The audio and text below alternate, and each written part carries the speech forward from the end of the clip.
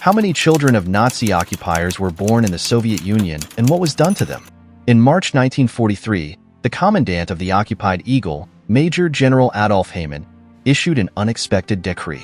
According to the document, Russian women who gave birth to children from German soldiers were entitled to alimony.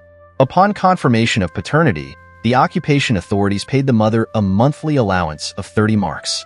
This decree contradicted Nazi ideology, which officially prohibited relations with representatives of the lower race.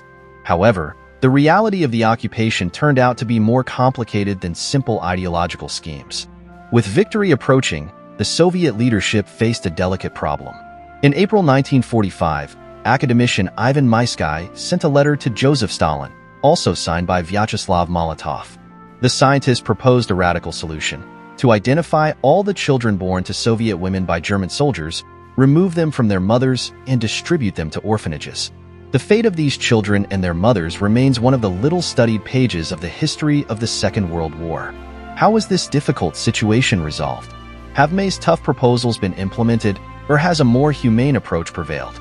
The academician's proposal for the large-scale seizure of children born to German soldiers remained without an official response. The state has not taken any systematic measures on this sensitive issue, preferring to hush up the topic at the official level. According to reports, about 2,000 women were exiled to the northern regions of the country for cooperating with the occupiers. However, this was not part of a large-scale campaign to punish all those who had ties to the Germans or to identify and remove their children. It is important to note that even in cases of exile, it was proven cooperation that served as the basis, and not the very fact of proximity with the occupiers. In the highest echelons of government, as well as in society as a whole, there was an understanding of the complexity of the situation. Many women entered into relationships with the occupiers because of unbearable living conditions, to save their families from starvation or out of fear of the cruelty of the invaders. The actions of the Hungarian troops, which caused horror even after liberation, remained especially terrible in the memory of residents of the occupied territories.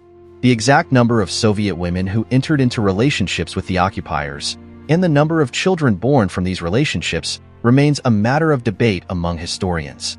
The lack of official statistics and the sensitivity of the topic make accurate calculations difficult. However, research is underway in this area.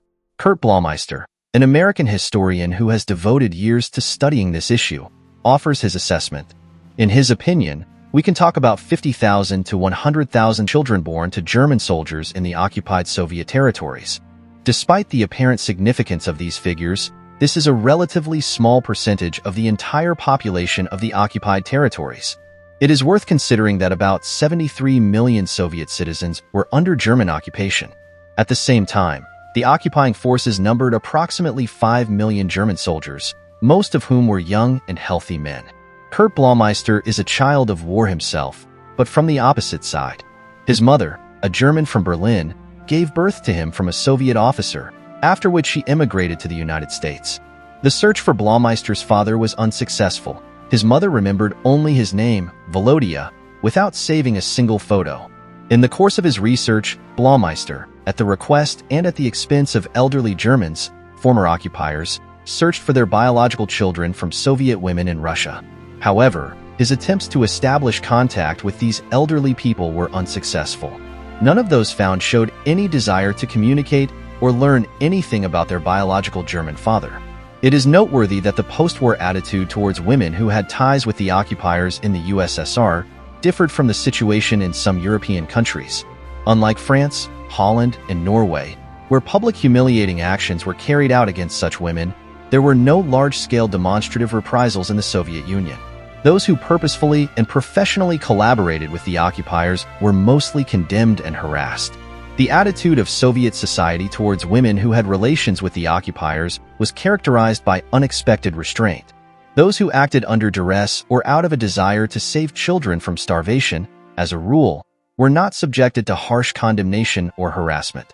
This reflected the compassion and forgiveness inherent in the people, especially when it was not about the enemy, but about frightened compatriots. Interestingly, similar situations arose after the war, when over 1 million German prisoners of war were involved in reconstruction work in the USSR. Initially, the strict regime of their detention was softened over time, taking into account their conscientiousness and discipline. The gradual release of prisoners began already in the late 1940s, and by 1956, all remaining German prisoners of war had been repatriated. The post-war demographic situation in the USSR was characterized by a sharp gender imbalance. Huge losses on the fronts led to the fact that immediately after the war there were almost 3 women for every man. This bias inevitably affected social behavior. After the war, the number of marriages between foreigners and Soviet citizens grew steadily. This process was interrupted on February 12, 1947, when the Presidium of the Supreme Soviet of the USSR issued a decree prohibiting such unions. In response to this restriction, the number of applications from foreigners for Soviet citizenship has increased. The authorities responded to these appeals formally. German prisoners of war who wanted to marry Soviet women were informed that the issue of citizenship could be considered only after their release and repatriation through the Soviet embassy in their homeland.